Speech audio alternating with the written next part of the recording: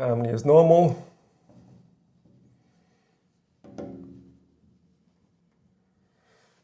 Is normal if and only if every sequence have a subsequence that converges uniformly.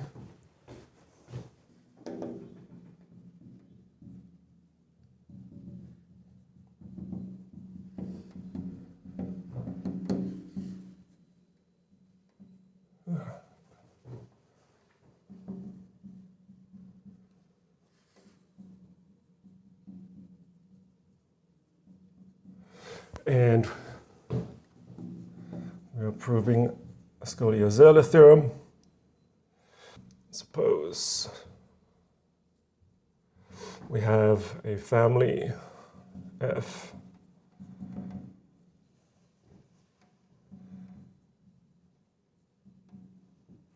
and compact K contained within omega such that firstly F is equicontinuous, or the whole family is equicontinuous.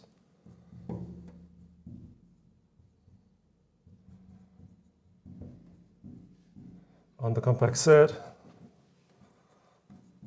and secondly, it's uniformly bounded.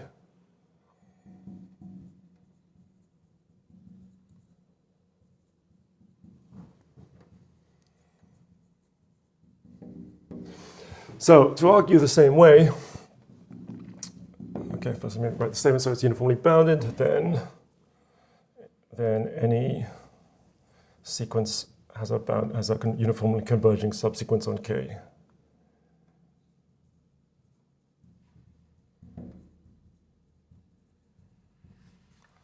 Fn contained within our family has uniformly converging subsequence on K. That's someone coming in. Okay, give me a second.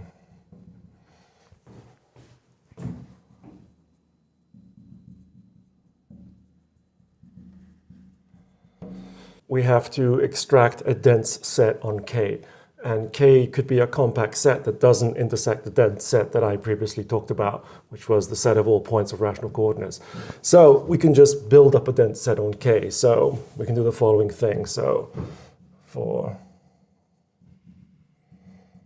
each K, we need too many Ks for each n belonging to natural numbers. We can pick points, and there's going to be finitely many of them, say xn1, xn2, and so on. Maybe I should call them z because they're in the complex plane. Up to, say, znpn, such that our set K is contained within the union of the balls of radius 2 to the minus n of zn. Let's do the index q equals 1 up to pn.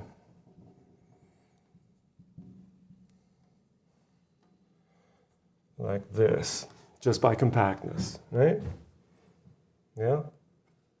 Because we can just cover this set K with balls of radius 2 to the minus n, pick a finite subcover. Cool.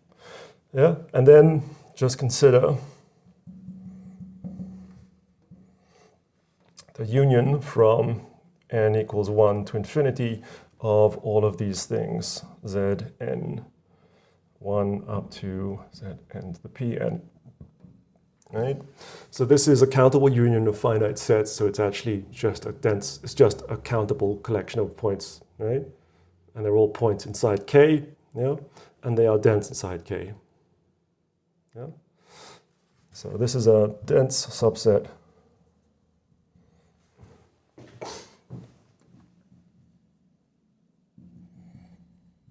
of K. Cool. All right, so let's denote them just to have more convenient notation. So denote them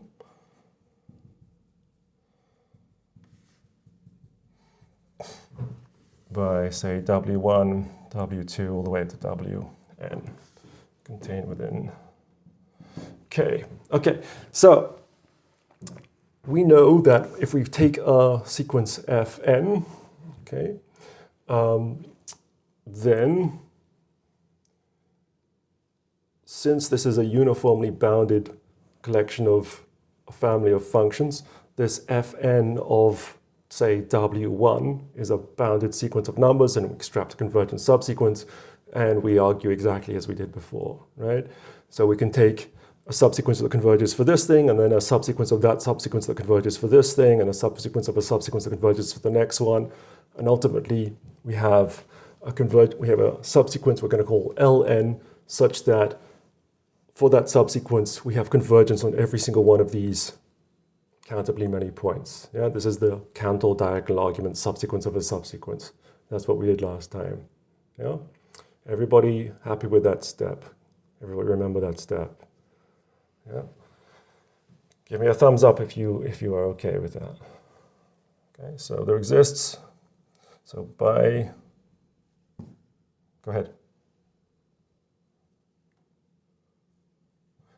Okay, so by Cantor diagonal argument,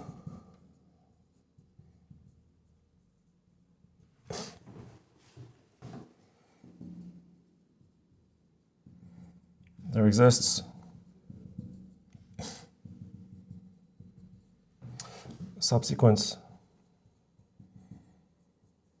let's call it Ln, such that f of Ln of zq, not wq, converges for every q.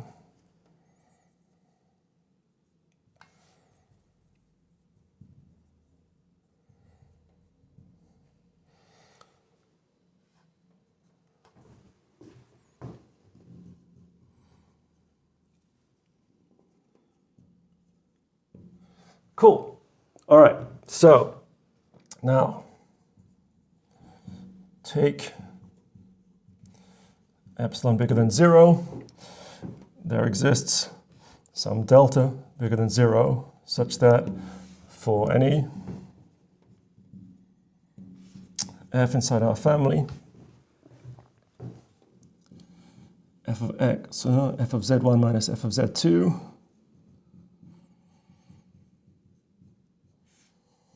is less than epsilon over 3 for any x minus y less than delta. That's what equicontinuity means. So we have a fixed delta for which this is true. Yeah? And our set is some compact set like this. Yeah? And now we are going to say, okay, we can find a finite collection of balls centered on these points Wn that each one of these balls has radius delta that completely covers our set, right? Because we can put a ball of radius delta around every single Wn. It's a dense set, so it's going to completely cover our set. So there must exist a finite subcover that covers it. Yeah? Everybody cool with that? Yeah? So there exists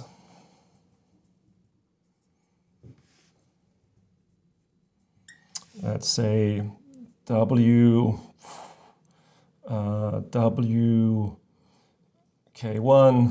WK2, up to way say WK capital M, such that our set K is contained within this finite union. So I equals 1 up to M of B delta of WKI, yeah? By compactness.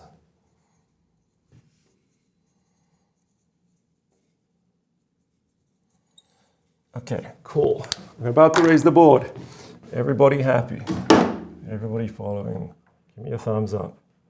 So what we want to do is to show that for any point Z inside our set K, then this subsequence f of Ln of Z minus f of Lm of Z is uniformly small, independent of z, for all m and n sufficiently big, right?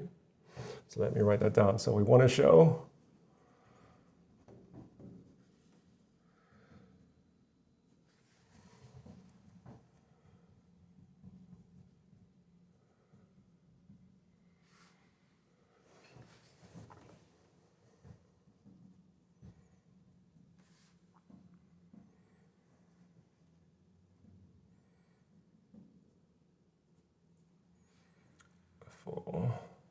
maybe I want to be more precise. I want to show there exists, say, capital N belong to natural numbers such that for all m n bigger than capital N. That's what we want to show. Yeah? Because if we show this, then we have that this thing is a Cauchy sequence with respect to the sup norm, the infinity norm, right? And therefore it's going to pass to a limit. Yeah? Cool. All right, so we're going to use triangle, this three inequality stuff, right? We're going to go, okay, so notice that for any z belong to k, there exists some w k, this depends on z, such that we are inside the ball of radius delta of wk. So we can break up this inequality, fn of z minus flm of z. I'm going to break it up like this, f of z, oops, there should be ln minus fln of our point wk, like this, then fln of wk minus flm of wk, right? Here we're using the fact that fln converges for each one of these points, wk, right? And then plus flm wk minus flm of z. Yeah? And equicontinuity takes care of this thing, right? Because fln is just a member of the family in which we have this as equicontinuous, and we have the distance between these guys is less than delta, so then this thing here is less than epsilon over 3 by equicontinuity, yeah? And the same for that other guy.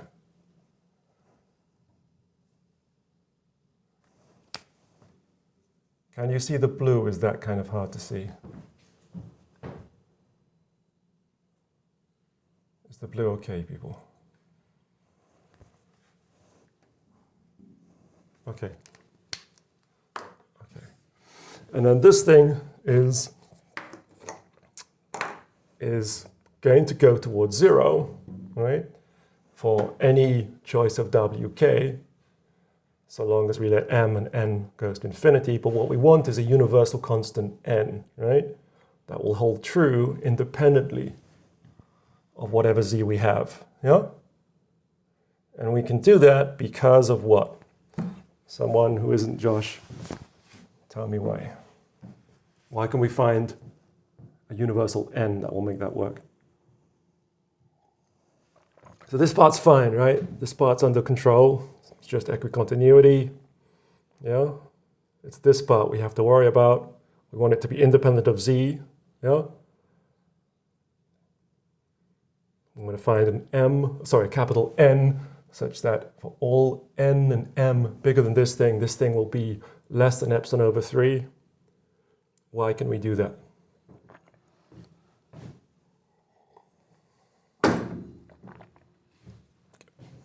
Perfect. The point is we have just finitely many, right? You just have finitely many. Yeah. And so we take n such that f ln of w, let's say w, let's give ourselves a different letter, j minus f ln of wj is less than epsilon over 3 for all j belonging to whatever I indexed it up to. What did I call it? P or whatever. What did I call this thing? Finite, whatever. Was it Q? What was the index here? Let's say it was Q then. It's a finite set, right? Yeah. So whatever this is, we have just finitely many W1, W2 up to WQ, yeah? And for each one of these fixed guys, this is converging, so it's a Cauchy sequence, so we can guarantee this is true for all m and n bigger than some n with subscript j, but then we take the max over all of these guys, yeah? So it can take some n such that this is less than this for all this, and m comma n, beginning with capital N. Yeah?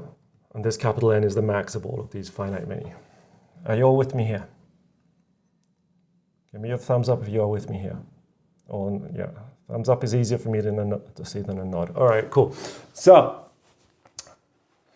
with this n, then putting this into this inequality, we therefore have, so, f L m of z minus f L m of z is less than epsilon for any z belonging to k, m, n bigger than or equal to n, and therefore it's Cauchy and therefore it converges.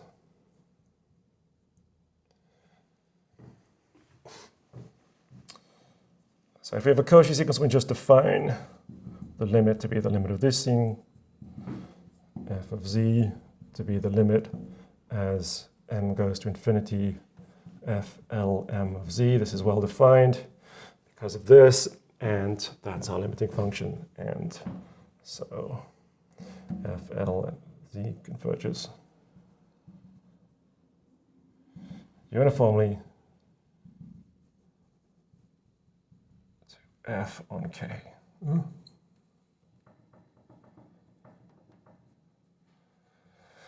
Cool. All right, so this is the Scoliosis theorem, okay?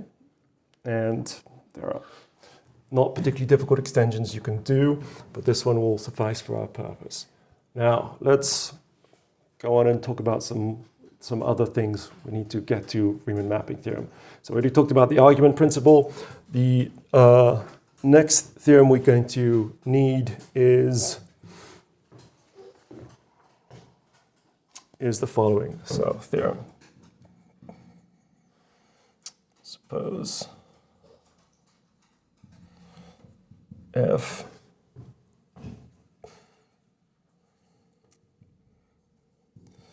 is a family of holomorphic mappings. So holomorphic is holo dot then that are uniformly bounded.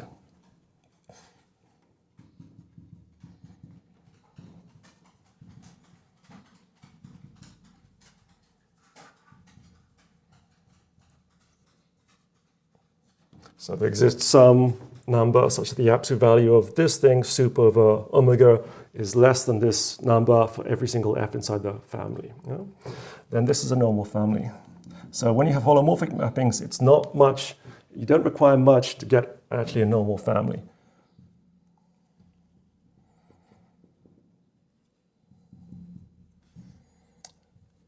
I.e., every subsequence of this family has a subsequence that actually converges. So every subsequence has a subsequence of that subsequence that converges. Okay, cool. Proof.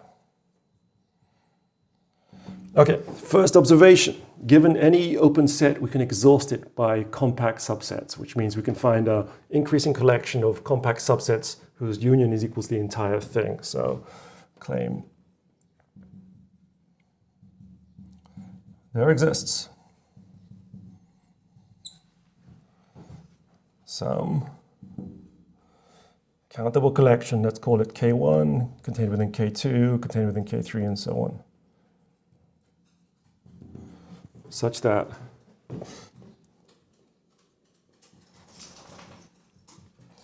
the union over all K, bad choice, call it I, of Ki is equal to our set omega. Okay, why is this true? So let's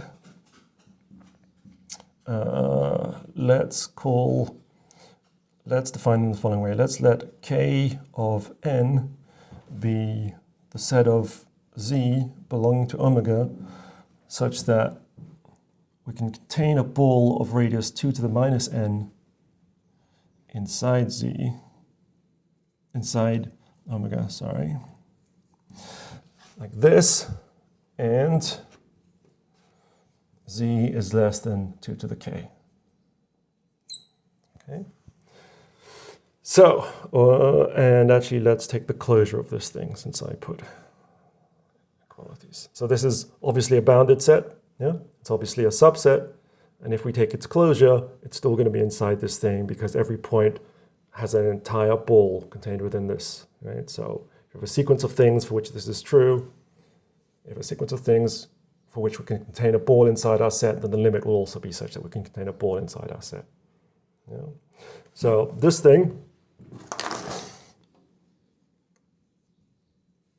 is contained within omega, and since omega is open, the union of Kn equals omega. So we can indeed exhaust any open set. Yeah? Cool. So since we can exhaust an open set, we are in a position to use the previous theorem. So we're going to raise the board. Someone who hasn't spoken yet, tell me why this allows us to use the previous result. We will do this counter-diagonal argument again. We're going to take a subsequence of a subsequence of a subsequence countably many times. We'll still end up with a subsequence, and the final subsequence will be one that converges uniformly on every single compact subset. Cool. All right, so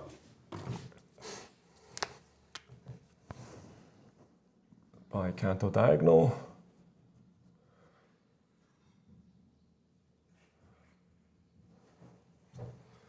argument, it's enough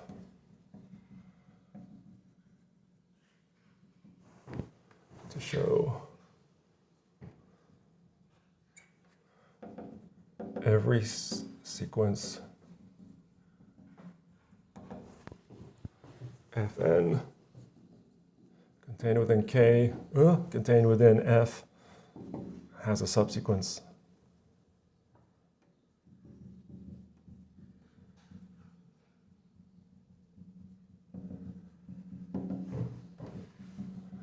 that converges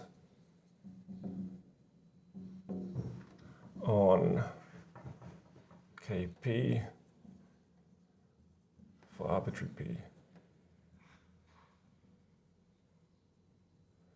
Okay, so we're going to pick some P, we're going to have one of these compact subsets, and we're going to show that we actually have a subsequence of Fn that converges on that guy. Okay, so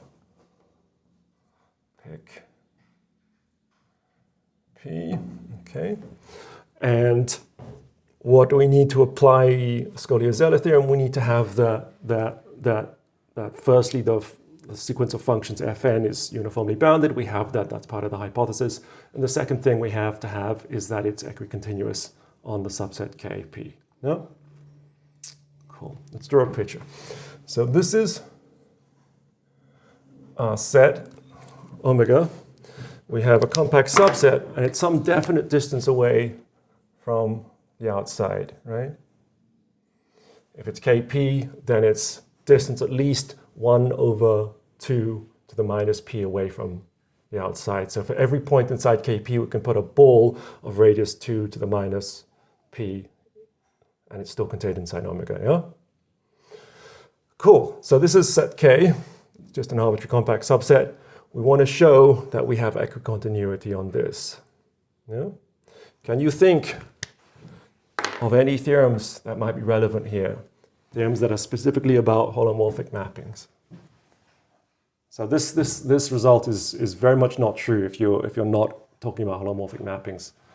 This is even if you have C-infinity mappings, it's not true. So what magic thing do we talk about all the time in complex analysis that allows us to do this kind of thing? Maybe that's too vague. Let me try and express that better. So,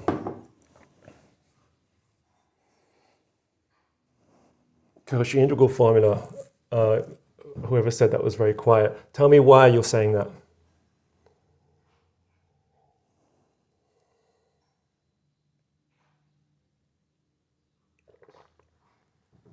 Right.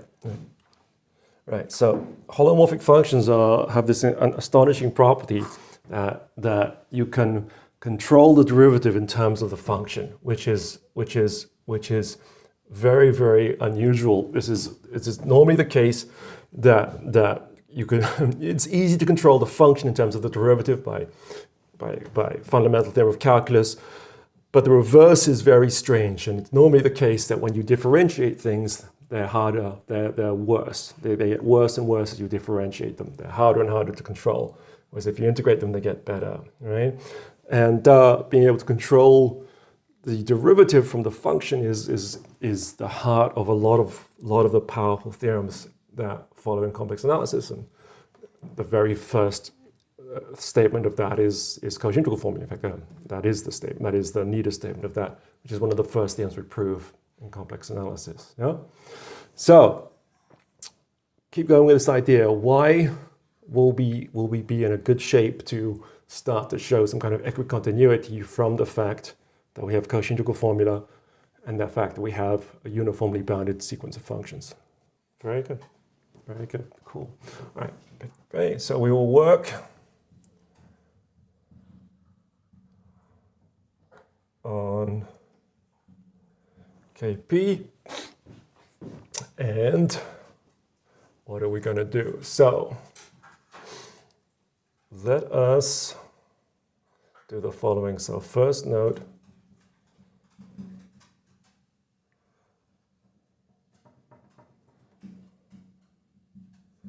that the distance of, say, n. Okay, let me define notation. So I'm going to write n of, say, alpha of S is the union of all balls of radius alpha centered on S.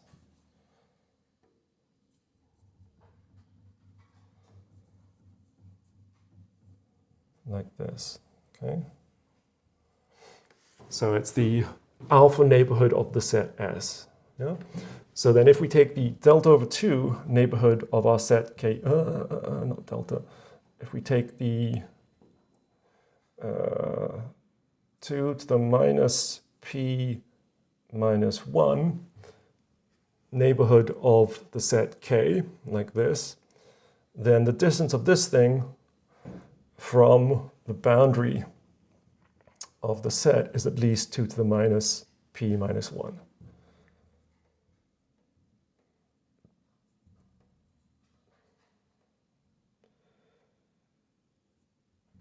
Right? Because K is all the points for which, well, it's a subset of the points for which we can put a ball of radius 2 to the minus p around and still be inside omega. Yeah? So if we take the union of all balls of radius 2 to the minus p minus 1, then that thing is still inside omega, and its distance from the boundary is at least 2 to the minus p minus 1. Yeah? Are you all happy with that? Yeah. So definitely give me feedback.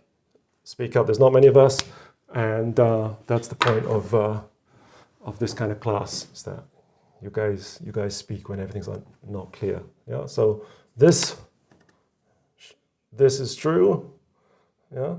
So what does that mean? That means that if we consider the following thing. If we take the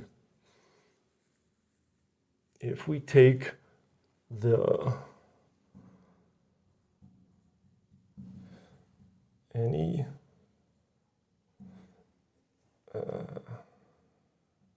z belonging to 2 to the minus p minus 1, okay, then by Cauchy integral formula, then the derivative of any of our guys fn, absolute value, is the absolute value 1 over 2 pi I, the integral around, I'm not going to do these circles, it'll take too long. I'm just going to write integral all the time for a closed curve. B to the 2 minus p minus 1 of z of f of zeta minus z dz, like this. This is just Cauchy integral formula. Yeah, this is fn. And then we're going to take the absolute value signs inside, right? And what are we going to have? So this thing is always bigger than 2 to the minus p minus 1, just by fragmentating over this ball like this. And this guy here is uniformly bounded because the entire family is bounded above. Yeah. So then this will be less than 1 over 2 pi I. The length of this circle, which will be 2 pi times 2 minus p minus 1, like this. The absolute supremum of all of these things, so let's just write fn like this, which is uniformly bounded above. And then what this thing is like this. This is 2 to the minus p minus 1 itself, like this. Okay. Cool. And then these guys cancel, and then we have that this is just uniformly bounded by this thing, which is less than the supremum of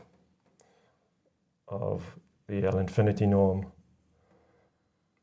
the supremum norm of f belongs to our family, which is less than infinity. Whatever. Let's just call it some constant m, like this. Something is wrong. I should have a delta. I should have a size here. Let me think for a second. It's this. There we go. Oh no, like this. Yeah. There we go. Cauchy integral formula for derivatives, not for its actual function. Okay, cool. So then this thing here is a squared. So then we have 2 to the minus p minus 1.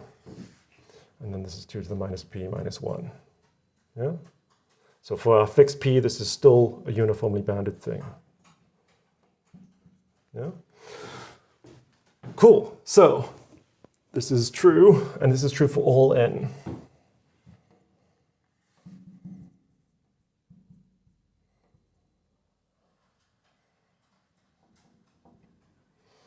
Do I actually want to argue one in? No, I think I don't. I think I just want to argue for any function f inside the family. Like this. For all f inside the family. F like this. Okay. So our family is such that on this subset, they have derivatives that are uniformly bounded. Yeah? So pick Z1 and Z2 belongs to Kp, and let's take Z1 minus Z2 less than distance 2 to the minus p minus 1 apart. Yeah? So in particular, Z2 belongs to the ball of radius 2 to the minus p minus 1 of Z1, just from this, yeah, which means it's contained within this set 2 to the minus p minus 1 of our set Kp. So this is our picture. We have Z1 and Z2, yeah, and both Z1 and Z2 are inside this set here, the neighborhood of 2 to the minus p minus 1 of Kp. Yeah? So if we draw the straight line connecting Z1 to Z2 like this, this too is inside the set 2 to the minus p minus 1 of Kp, or the neighborhood of 2 to the minus p minus 1 of Kp. So let's write that. So this interval, Z1 to Z2, is contained within n to the 2 to the minus p minus 1 of K. And we have a uniform bound on the derivative of any function f by this uniform constant on this particular set. That's what we've just established. And so by fundamental theorem of calculus, we have that f of z1 minus f of z2 is less than this constant, which we called m, 2 to the minus p minus 1, constant m, and then z1 minus z2. Yeah? Just putting the absolute value signs through the fundamental theorem of calculus, or just noting that we have that these functions are all uniformly Lipschitz with this Lipschitz constant from this estimate right here. Yeah? Cool. And that's exactly saying that our family is equicontinuous on the set Kp. Yeah? Because for any z1 and z2 on Kp, we can guarantee that for any function inside the family, f of z1 minus f of z2 is less than whatever we want, so long as we insist that z1 and z2 are close enough together. It's exactly the definition of continuity, equicontinuity. Is everybody happy?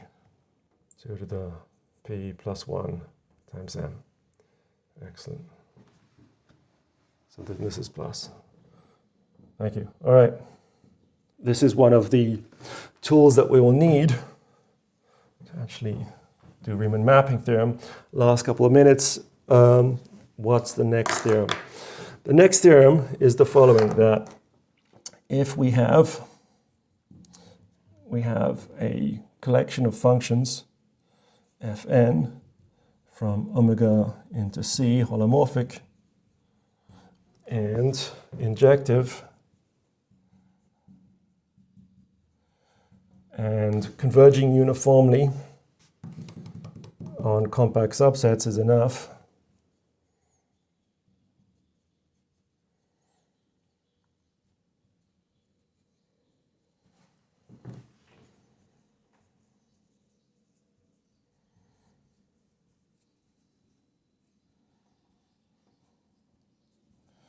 f, then either f is constant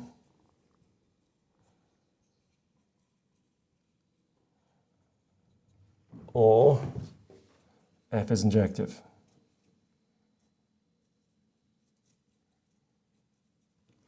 Okay, and we're going to use this uniform convergence we've just established. Start again. So we have uniform convergence. We're going to use this and this together as part of the tools to prove Riemann mapping theorem. What would be a good thing for you guys to do for before Friday is to think about why that this is true, and resist the urge to look in a book. Just use these hypotheses. Use the fact that we have f, which is converging uniformly in complex subsets to fn is converging uniformly to f, okay? And then try and find a reason why either f is constant or f is injective. And it's going to come down to the same kind of ideas as this, that we can control the function from just control control specific things about the functions just from controlling the function itself. Like Cauchy integral theorem, integral formula allows us to control the derivative just in terms of the function. Yeah? So think how we can use this. So fn is converging to f uniformly. So we can control this L infinity difference, but whether or not we have something injective is a priori something quite different, except that we're doing complex analysis where controlling the function allows us to control deeper properties, which is not normally the case, okay? So try and think about this. Think about what happens if it's not injective, what kind of behavior. Think about elementary functions that are not injective. How do complex functions, how do holomorphic functions fail to be injective? And see why it's not possible for a sequence of functions that don't have this property to converge to one which does. Yeah? So think about a sequence of functions that are injective, there's no way for them to converge to something that is not injective, argue by contradiction. Yeah? Think about how something fails to be injective in complex analysis, what kind of examples they are, and then see if you can construct think about in your mind if it's possible to have a sequence of functions that are injective that are uniformly getting close to something that's not injective. And if you think about that, and think about how something fails to be injective in complex analysis, you should get some idea of the proof. And the proof gets somewhat natural, but don't look in a book, just try and work it out. Yeah. Cool. All right, so that's it for today. Have a great day. Send me any questions you have by email or come to my office hours directly after this class. I will see you all on Friday. Have a great day.